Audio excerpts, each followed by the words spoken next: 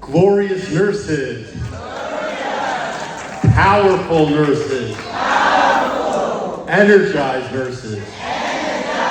It is always incredible to be part of the Nana family, and I'm just very happy to be here with all of you today. The discussions, the kind of excitement, the taking your weekend and your vacation time to come here and think about all the important issues in nursing and policy is really powerful. As Amelia mentioned, I am the Chief Legal and Compliance Officer here at the evaluation company in New York. I started there earlier this year, and I'm going to talk a bit about some of the trends in global certification and credential evaluation that kind of connects with what Rodrigo was just talking about in terms of changes and how that fits in with the nurse migration landscape. So what is credential evaluation at its core, right? It's a way for nurses to bring their experience and education to another area, and often we're talking about across borders when we're talking about migration. So generally speaking, credentials need to be evaluated for two purposes, immigration or licensure. And in some cases, a government entity can do it themselves, and others, they might outsource it to another organization. In some cases, employers also use evaluations to determine the value and experience of the nurse at the bedside or in another role.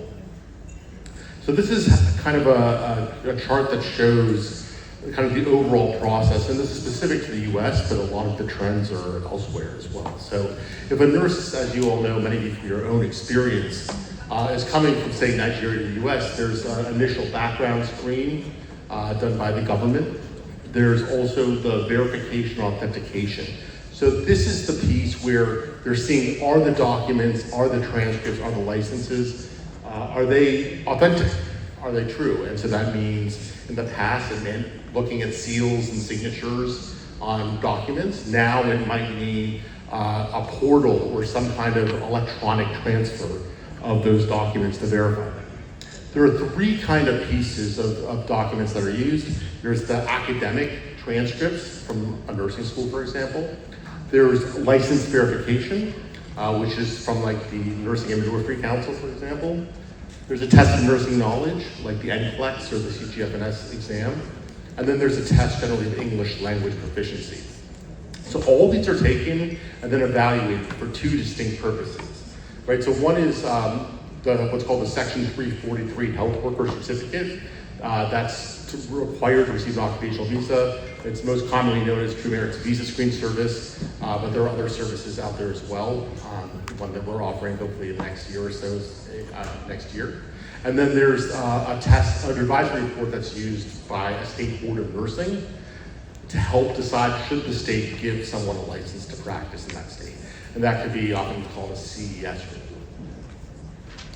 I want to comment that, and this is something that a lot of people know, there are long delays for visas to come to the US. So this shows the trends over time. You can see it's been spikes.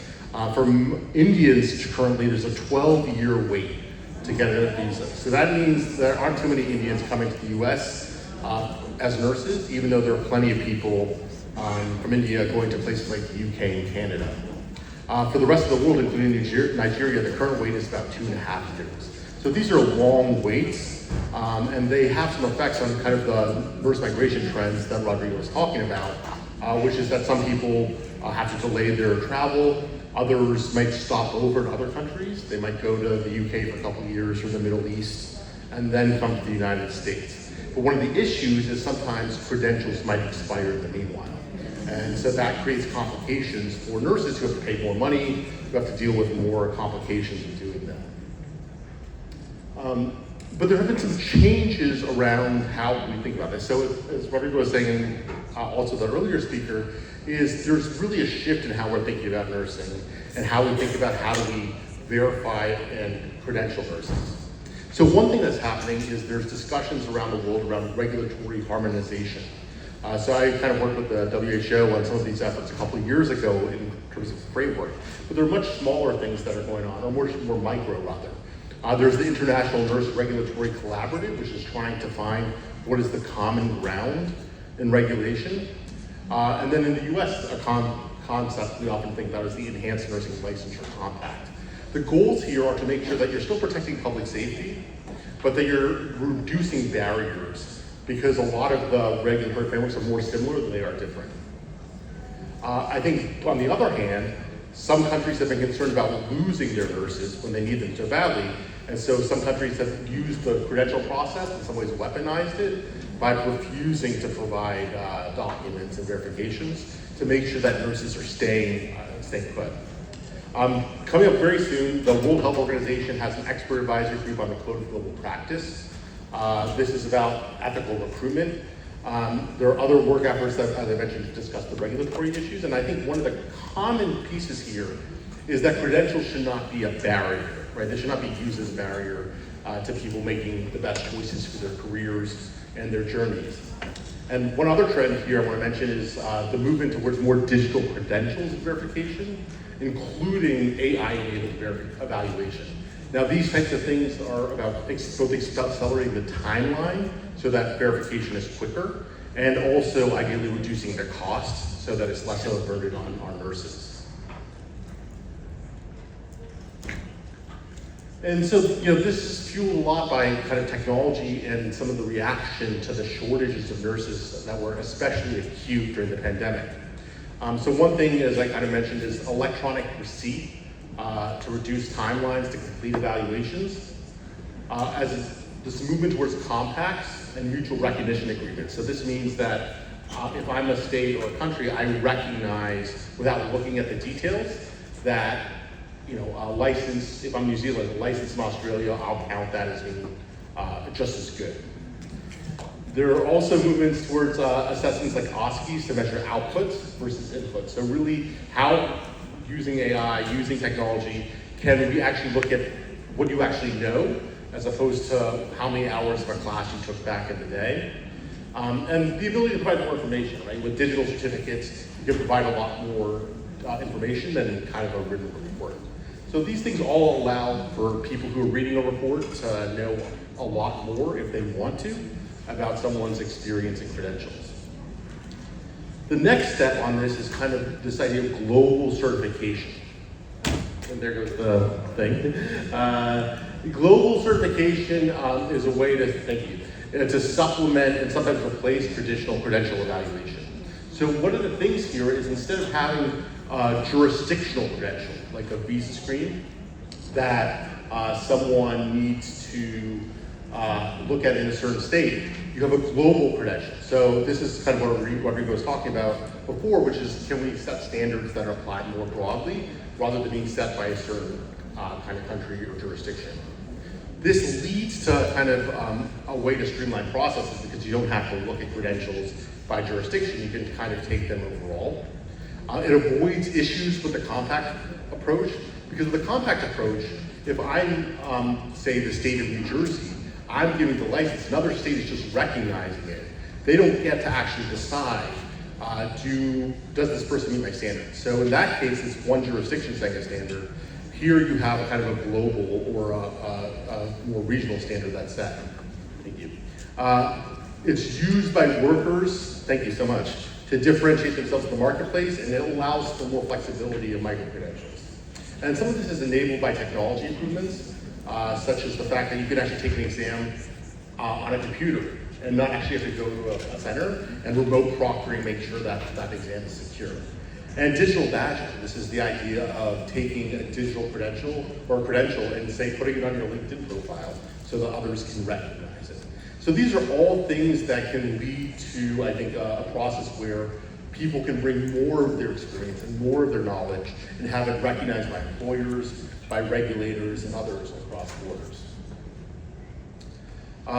And so I think the other part I wanted to mention while we talk about these kind of trends is what was enlisted in my program is education unbundled. So this is an initiative I'm working quite a bit on, which is the idea of how do we change accreditation standards, particularly in the US, but really around the world. So one of the things I faced a lot when I was talking to nurses in my prior role at CGFNS was people who were missing a course or two, right?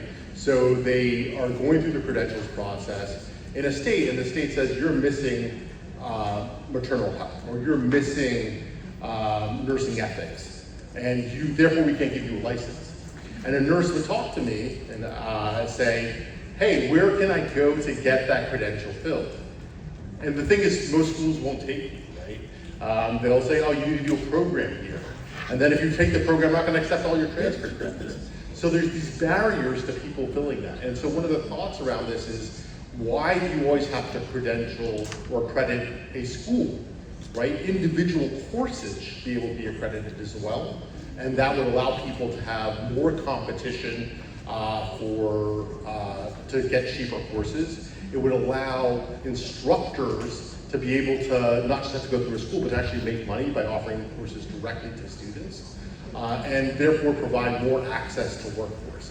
And so the goal here is to tell regulators, hey, you should be able to look at accepting more courses, not just for foreign nurses or Nigerian nurses or Indian nurses or everybody else, but even for US nurses and other professionals to be able to have access to more courses. If you think about the world and how it's changed, you can take an IT boot camp tomorrow. You can go on YouTube and learn pretty much anything.